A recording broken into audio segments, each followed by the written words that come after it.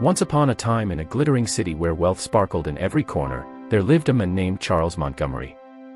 He was the CEO of one of the largest corporations in the country.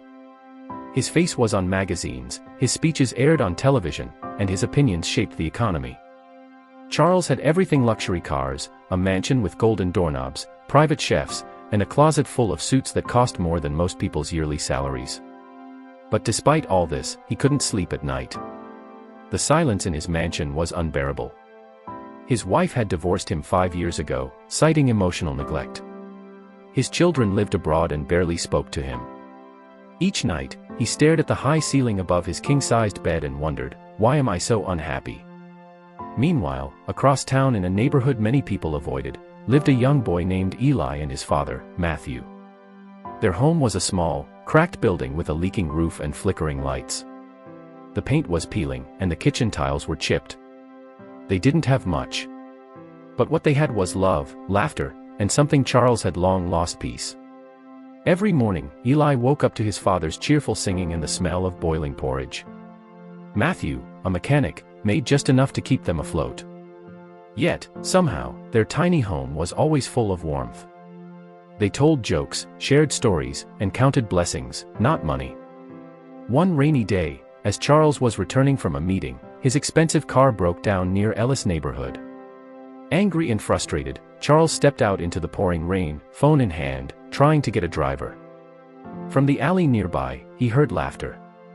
Not just any laughter, but pure, joyful, echoing laughter. He turned and saw Eli, playing soccer with a crushed soda can, barefoot, soaked, spinning and kicking it like it was the World Cup. Eli saw him and smiled. "Wanna play, mister?" Charles blinked. He hadn't been called mister by a child in years. "I don't think I'd be much good," Charles replied. "That's okay. You just gotta try. That's what my dad says." Charles chuckled. Something about this kid felt refreshing. "What's your name?" he asked. "Eli." "And you?" "Charles." "Nice to meet you, Charles. You look like you need a friend." That line hit Charles harder than he expected. For the first time in years, Charles didn't feel like a CEO.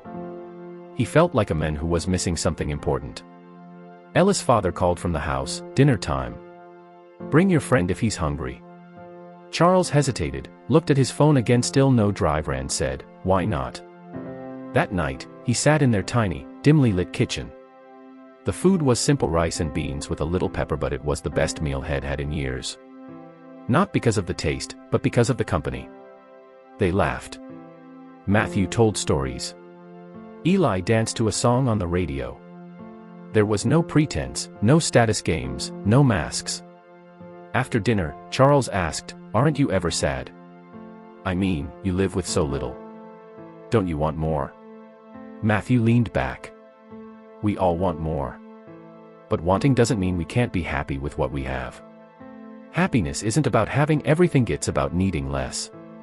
Charles stayed silent. Over the next few weeks, Charles visited often. Sometimes he brought snacks, sometimes books for Eli, sometimes tools for Matthew. But most of the time, he just came to sit. To be. To listen. One evening, Charles brought a box of pastries and sat with Matthew on the porch. "I used to think happiness was out there," Charles said, pointing toward the city skyline. "Turns out, it might be right here." Matthew smiled. "You were chasing gold when you should have been chasing moments." Charles looked down. "My kids don't talk to me. My ex-wife barely says a word. I have millions in the bank but no one to share coffee with." "Then start now," Matthew replied. "You can't change yesterday, but you can build tomorrow." Inspired, Charles began calling his children more. He started writing handwritten letters.